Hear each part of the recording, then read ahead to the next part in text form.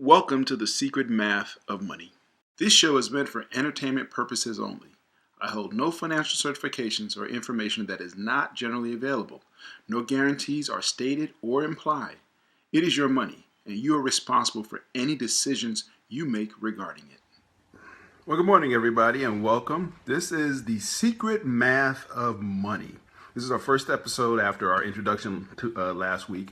Just to give you an idea, if everybody tuning in thinking it's going to be the Money Slippers show, the Money Slippers Are Evil Job Seekers podcast show will be on the first and third Saturday of each month now. And on the second and fourth Saturday, I'll be doing this show, which is the Secret Math of Money, where we talk about all the things that you should have learned in high school about money, but we were never taught. Okay, so again, Money Slippers Are Evil is the first and third Saturday. Secret Math of Money is the second and fourth Saturday. So again, thank you, everybody. Welcome. First thing I want to say before we start on this show, I want to say this every show. I am not a financial advisor. I'm not certified in any kind of finance. I have a master's degree in finance, and that's it. But I am not certified as a financial advisor of in any way. So if anything I say, recommendations are just my opinion. Okay, just remember that this is all just my opinion. Okay, you follow my advice, my suggestions, you do so at your own risk. Okay, so I just want to get that out the way because I don't want to get sued. But so today's topic, and it seemed like it was the first thing, when I was thinking about what are the first thing I want to talk about. Today's show is how to create a personal budget. Okay, we should have learned that. They should have taught us about money. They didn't. So today we're just going to talk about creating a personal budget. Now, here's the thing with a personal budget. Any budget. You can write down on paper anything you want. You can just scribble. I can create a budget that would show me saving $1 million a month. It's just paper. It's just ink on paper, a pencil on paper, or numbers in a spreadsheet. Before you even think about doing a personal budget, you got to ask yourself the question, why am I doing a personal budget? Oh, because I'm broke. Okay. But here's the thing. A personal budget or any budget does not work if you do not or you choose not to stick to it. Okay, it doesn't work. Okay, that's just plain and simple. It doesn't work. So it's not about writing down what's on your mind and putting it on paper. It's about making the commitment to stick to your budget. And to make that commitment means when you're creating your budget, you got to be honest. You got to be really brutally honest with yourself. We'll get into the expenses, but you have to be honest about what you're spending, and you have to be honest about what you're making. Now, if you work most jobs, unless you're on a commission job, your paycheck is probably the same every month, every 2 weeks or whatever you get paid. That's easy. But if you're on a commission job and your pay fluctuates, you got to make some adjustments because you got to average it out. So let's get started. First thing you got to do, for those low tech, get a piece of paper, white piece of paper, and just draw a line across the top and a line down the middle. Now, this is making a T. You're not making a cross, you're making a T. A line across the top, line down the middle. On one side, pick either side you want. On one side, above the line, you will write income, okay? And then the other side, you will write expenses, okay? Now, let's start with the income. What is your income? Okay, what do you get paid? Some people, it's real simple. Now, do you want to put your gross pay or your net pay? I suggest, for simplicity, put your net pay. Why? Because if you put your gross pay, then you have to start listing out taxes, insurance, and any other thing that's taken out. The fact is, if your net pay is the same every month, that's really what you're working with, is your net pay. Okay? That's your take-home pay. That's what you're working with. So that's the simplest way to do a budget, is based on your net pay. Okay, so if you got a job, look at your most jobs, you got paid the same thing every 2 weeks. So take that amount that you got paid every 2 weeks and just double it. Okay, we're going to do this on a monthly basis. The reason we do budgets on a monthly basis is because most of your bills are due monthly. You may have some school loans that are quarterly or some insurance that's quarterly, but most of your bills, credit cards, utilities, all those things are monthly. Whether it's 28 days, 31 days, it's still monthly. So we're going to do it on a monthly basis. So first thing is you write down on the side that said income, write down, where you work, name of the company or abbreviation, and the net of both your paychecks every month. If you get one paycheck a month, just put that in. Okay, your full-time job, put that in on that side and just write it down. Don't worry about the math or anything yet. Just write down, here's company X. I work for Applebee's, whatever. Okay, now if you have a situation where your pay fluctuates, here's where you got to be careful. If your pay fluctuates, then you have to try to average it out. If it fluctuates because of you're a commission person, it's going to be a little harder. I used to work long time ago. I worked at Sears Auto Center, tires and batteries in 60 minutes. And I was a commission salesman. And man, let me tell you something. My pay fluctuated like crazy because it depended on what sales they were. Up through the year till January, we were doing gangbusters. From January to May, nobody was buying anything because everybody had lost their money on Christmas. So it's hard to do a budget when you're doing like that, when your pay is fluctuating so much. But mine, it didn't fluctuate, it just dropped and stayed down there. So if I did a budget in January, it would be drastically different than a budget I would look at in June, because my pay was just so much different. If you're part-time, if you have a part-time income, try to figure out on average how many hours you're working a week and what your average take home is. Okay, it might be a little hard, but if your hours fluctuate, you just gotta kind of figure out on an average month, what am I bringing home? Now look, be honest. Again, this is where the first thing comes in, where we talk about being honest.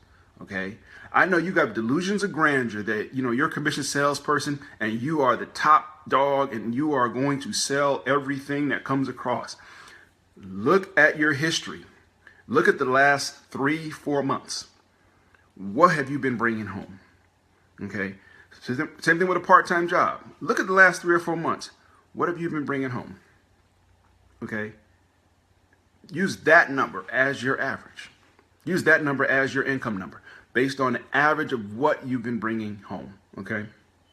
One thing I want to say before this is a little caveat, off the subject for a minute. One thing about money, what amazes me, and I think I said it last week as well, is that money is so much a part of our lives, but we talk about it so little. It affects everything we do, okay?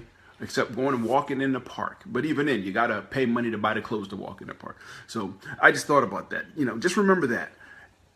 We're talking about, and maybe it's uncomfortable, but we got to talk about money because money permeates everything we do. Okay, everything we do. So anyway, sorry, that was a little side. Something hit me in the head. I wanted to talk about it. So you've got your income. You've got your full-time income. You've got any part-time income. You've got any any part-time where you figured out an average of your commission sales. So you have some part-time money there going on. You have a part-time number. Okay. Are you getting alimony? Are you getting child support? Are you getting a retirement benefit? Anything you're getting, you got to list all that stuff. If you want to do a budget right way, you list all that stuff. Okay. If you're getting in money that you have to pay something for, don't worry, we'll put that on the other side as well. But for right now, make sure you list all of your income. Okay. Alimony, child support, Social Security, if you got a structured settlement, whatever money you got coming in. Okay, make sure you list that on your income. Like I said, remember I told you up front, this is about being honest. Number one is about being honest with yourself. And the first part about being honest is being honest about that income. Okay, so now say you listed all your incomes. Okay, we're not talking about assets or anything, we're just talking about incomes. Okay, and you write a line on the bottom of the page on that side and you just total up. So you come up with a number of all those incomes. This is your monthly net income. Okay, boom. That's the income side. So we're done with the income side. Let's go with the other side.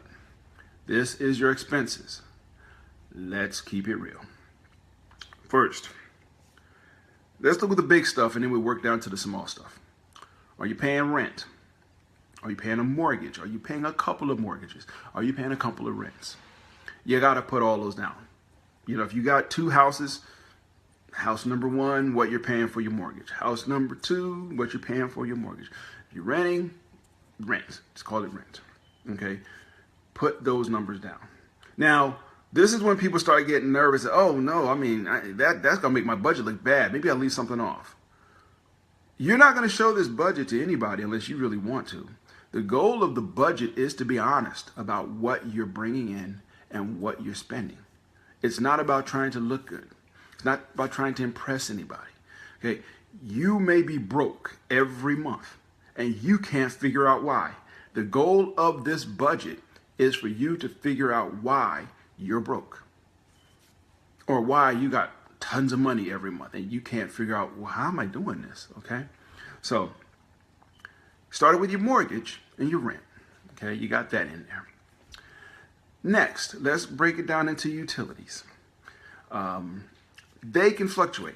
Again, try to look back 3 months and see what you've been paying on your utilities. We're talking cable, internet, phone,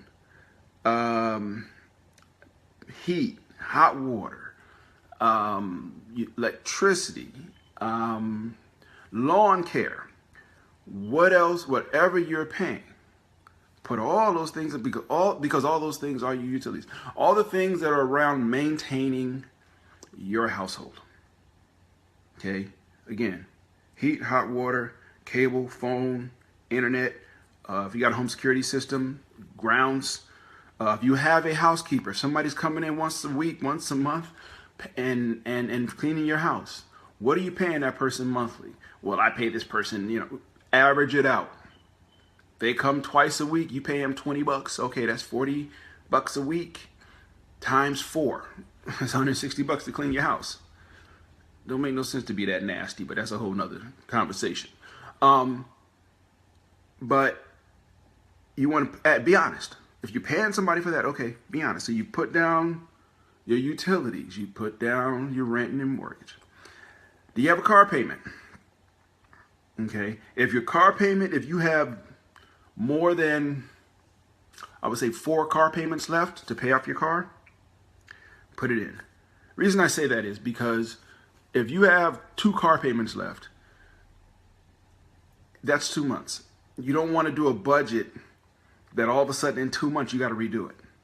Okay, so if you got a car payment, put your car payment down. You're paying insurance on your car. Or cars. That's another thing. If you have more than one car note, put them both down. Now here's something for couples.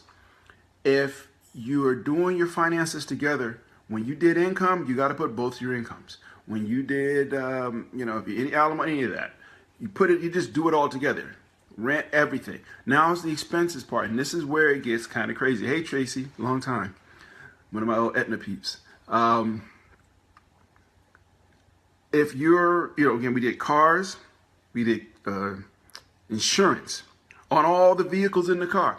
Well, that's just my kid's car. But you paying insurance on it, then you got to keep that real and do that, okay? Pay that money. You got to put that on your budget as well. Okay, ladies, and I'm going to start with y'all. I'm going to hit the guys too, don't worry, but I'm going to start with y'all. How many times did you go into the hairdresser? I'm not saying not go. I'm just saying how many times are you going on a weekly, monthly basis? Hey, Erica. How many times and how much are you paying? This ain't about hiding. Look, if you've been hiding from your man, how much you really paying for your due, now's the time to stop hiding. All right? If you tell him you paying $26 and it's really costing $54, now's the time to, hey, baby, look, it's worth it, But you got to put that down, okay? Well, I paid it out my pocket cash. You got to put that down, okay? Fellas, you hanging out with the boys once a week, going to get a couple of brews, chilling. How much are you paying for that? Well, I paid out my pocket cash. Well, you got to figure out what you're paying, dog. If you're one of those people that you just take out a certain amount every week, and that's your pocket change, and you pay a lot of things out of that, okay, put down how much you actually take out in that pocket change. If you're taking out $150 a week, and that's your pocket money for the week, and you pay all these other things out of it, cool. But you got to write that number down, Okay, so maybe then, ladies, if you're doing your hair out of your pocket change, out of your pocket money, out of your allowance or whatever, however you guys do it, okay, make sure that you put the 150 or whatever. But if you keep, here's the thing, here's where it gets really crazy. If you hitting the bank every other day, hitting withdrawals, you going to Walmart buying some toothpaste and taking $20. I just need something to get me through till the other day, you know, that kind of thing. If you're doing that, you got to figure out how much you're paying, how much you're doing that. Okay, it means you got to start looking at your bank statements and seeing how many times you are actually taking those withdrawals. Because see, the thing with a budget is not the big things that usually blow you out of the water. It's the 11 little things, all right, that hit you that you don't realize. Oh man, I'm hitting Walmart every other day and I'm just charging it, you know, and I'm not thinking about it, you know. And then you realize at the end of the month you done spent $300 at Walmart on Twizzlers. Okay, I'm not saying I do that, but I'm just saying, you got to start recording this stuff somehow. You got to start accounting for it. That's the thing. You have to account for all this money you're spending, all this money you're taking out. See, the withdrawals, that's an issue. Okay. Best thing is if you can take one withdrawal once a week and then do all your spending out of that, if you can do that. Okay. But you got to get that under control, because those are the things. You might realize that the reason you're broke all the time is because you're hitting the ATM every other day or whatever, or you're hitting the grocery store on the way home, and you know you're not really paying attention to what you're getting. Oh, it's $8 here or there, whatever. Now, are you getting coffee in the morning? Starbucks. Again, if it's coming out of your pocket change that allowance that you give yourself, that's one thing. But if you give them your card every morning, you got to start accounting for that. Okay, them Starbucks coffees, for round figure, $5 a day. 5 days a week, that's $25. 4 weeks a month, that's $100 a month on coffee. That's $1,200, give or take, a year on coffee. Let that sink in a minute. You're spending $1,200 a year on coffee, and you wonder why you're broke. Okay? If you are taking it out of your cash, that's one thing. If you are swiping your card everywhere you go, you got to look at your bank statement, and you got to come up with a reasonable, realistic number of what you are spending monthly on those things those little things that, you know, every time you buy something, you just let them have your card. Okay, you don't think about it. Now, what else you got to put on this list? Are you going out to lunch? Let's be honest. Are you going out to lunch on a regular basis? You know, are you? And if you are, how much are you spending? Let's be honest. I mean, you know, oh, it's no big deal. $5, $7 a day, whatever. Okay, it's $5 or $7 at lunch. You did $5 at breakfast for your Starbucks. You're talking $10 a day now. Okay. All right. Hey, what's up, Anthony? So you're talking a lot of money. And that's the thing. It's those little things. Again, if you're taking it out of that allowance, don't worry about it. But if you are giving that card, boom, boom, oh, ain't no big deal. I'm just knocking it out like this. You got a problem. Okay. You got a spending problem, and you got to get that under control. Okay. Because if you are finding at the end of the month, or, you know, you're living paycheck to 2 days before paycheck every month, that might be your problem. There's all these unaccounted for expenses. Okay. All these little things that you're doing that you don't realize you're doing. Okay. So, looked at lunch. What else can we look at? Other things, groceries, and I'm gonna do a show on coupons. Okay, I went to Publix this morning, and I spent $26 and something cents, and I saved $26 and something more. So I actually saved over half. I'm gonna do a show on coupons, because I'm telling you guys, folks don't use coupons, and you know, I ain't got time for that. All right, you know what? Send me your coupons. I'll use them. All right, but I got a system. A friend of mine taught me, and we'll go through the system. It is not that hard. Trust me. All right, it's not that hard. Ramble. You ever see those shows? Those people that they do mega coupon and they get $1,000 worth of groceries and they spend like 15 cents on them. You know, because that's their full-time job. They just sit home and do groceries all week. I'm always thinking, okay, you're not contributing nothing to the show, to your husband or wife's income. Take that $1,000 and go give it to a food bank or donate it to a Goodwill and give them the receipt. You do that once a month, you're talking a $12,000 write-off at the end of the year. And it costs you nothing, okay? But we'll get on that. That's when we start talking about coupons in whenever I do the coupon show, that we talk about. But anyway, groceries. What are you spending on groceries? Okay, again, most of us with groceries, you just go and swipe the card. So you got to look at your bank statement. Okay, and it's, Publix, Kroger, Walmart, whatever, it'll show you. Look at how much you're spending a month on groceries. Average it out. Now, if you're a single person, number's probably pretty small, possibly. Because some single people like, well, I'm single, so I can buy brand name stuff, all right? Yeah, Anthony, that's the thing about it. People don't think about that write-off, all right? Yeah. I always think about it. Every time I see those shows, I'm like, right, just donate this stuff and get the write-off. That's better than a job sometimes. Think about if you had $12,000 job and you didn't do nothing, okay? But anyway, we're talking about, your groceries. If you're swiping your card, the positive of always swiping your card is you're not thinking about it. The negative, I'm sorry, you're not thinking about it. The positive is it's already, it gets recorded. So when you look at doing your budget and you look at your groceries, you can just look at, okay, here's what I spent on groceries. Okay, here's what I spent, so I'm good. I can, and take 3-month average, take the total spend on groceries and average it out. Okay, and just say, this is what I'm actually kind of spending on groceries every month. But here's the cool thing about it. Once you get that number for your groceries, then you try to stick to that number. That's the thing. Okay, we'll get to that toward the end of this. So we've talked about your home and rent, mortgage or rent. We've talked about utilities. We've talked about the ladies with your hair. We talked about the fellas, but you're getting you hanging with your boys, getting your brews. If you play poker, you need to take that money out of your if you have a card game night with the boys, you need to take that money out of your allowance because there's no way to figure out that part. Okay, we've talked about breakfast. Your Starbucks. We talked about lunch. Do you go out to dinner?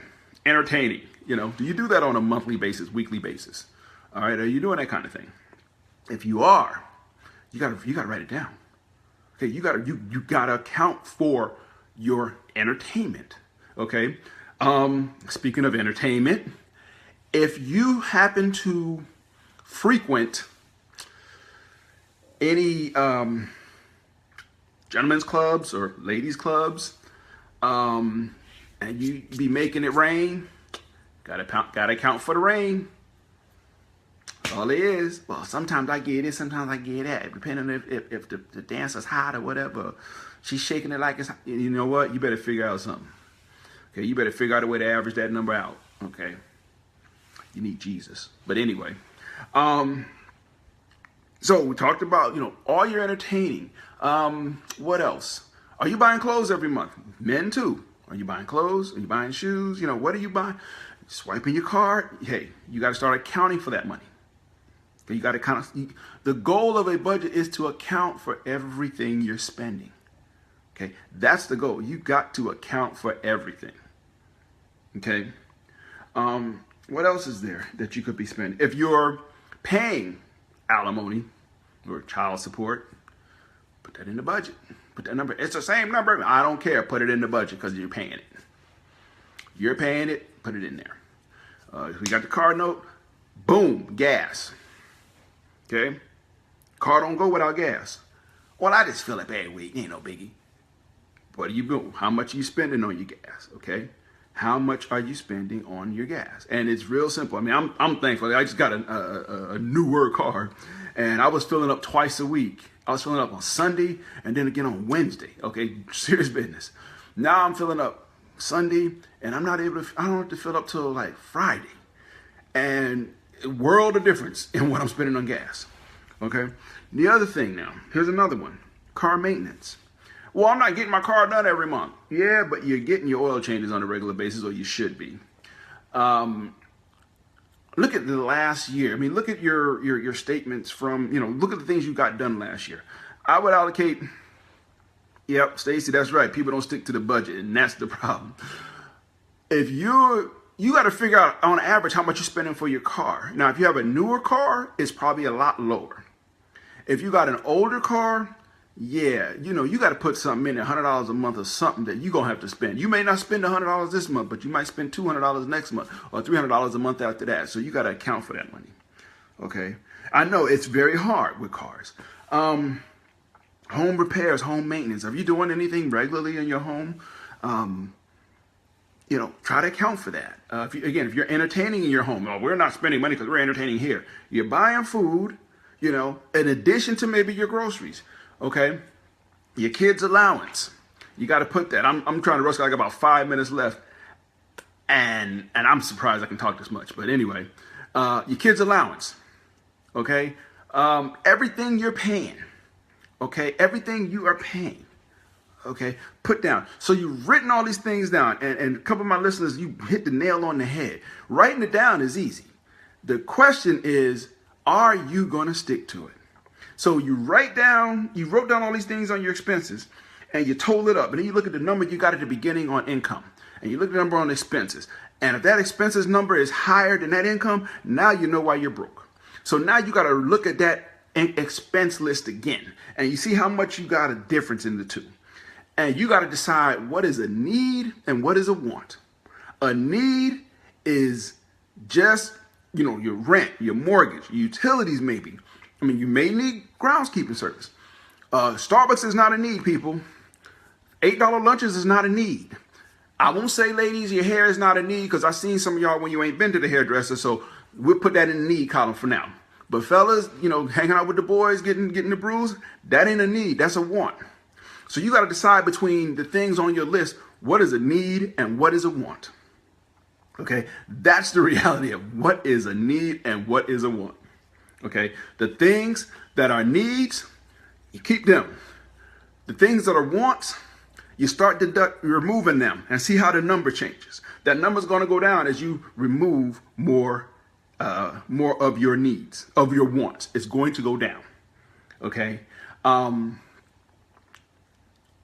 again, the thing about it, here's the thing. Remember I said at the beginning of the show, a budget is more mental than anything else. Because you're looking at them needs and you might say, man, but I need my Starbucks, bro. I need it. Yeah, but you need to be able to eat too. So you got to decide, do I need Starbucks more or do I need the NFL package more? Okay, those are the things that you might have to decide against. Okay, which one do you need more? Because you need a roof over your head. You need utilities. If you got kids, you need your internet. Okay. All right. If you got a woman, you need heat. You need hot water. Those are some serious needs. That other stuff is you need to pay your child support. That's a need. Alimony, that's a need. Okay. But yeah, Stacy, you're absolutely right. When you start writing that stuff down, that's the thing. When you start writing it down, that's when it hits home. It's amazing. The first time you do a budget like this, you really look at your life totally different. Okay, because you start looking at, wow, I'm spending this kind of crazy money on this. But the point is, when you put them two numbers together, you will understand why you're broke every month, living paycheck to 2 days before paycheck, or why you got some money every month. You're like, I got all this money. What am I going to go buy? No, don't go buy nothing, because we're going to talk about investing in future shows. So don't go buy that. So anyway, rambling on, that's how you do a budget. It hurts. I can't get rid of some of this stuff. I know, Stacey. I know it hurts. Yeah. We got 90 seconds left before it goes out on me. But anyway, hey, everybody. But this is how you do a budget. Okay. Now, this show is going to be on YouTube. And I'm also it's going to be in iTunes. Okay. So if you missed it here live, it's going to be on iTunes and YouTube. Okay. But anyway, bottom line, that's how you create a budget. It's relatively simple, but physically it's simple. Mentally and emotionally, it is hard. Okay, it is very hard to do that because you really have to look at what it is in your life you have and what are the things you really need and what are the things you really want. So everybody, hey, thank you very much for tuning in. Again, this show will be the second and fourth Sunday of every month, Saturday of every month, and Bunny Slippers and Reba will be the first and third Saturday of every month at 10 o'clock. I appreciate your time. I thank you for tuning in. Hope you enjoyed this. Again, it's only for entertainment, but I say that so that you do something and get and lose some money, you don't sue me. But everybody have a great week, and we'll talk to you soon. Take care, y'all. Bye-bye.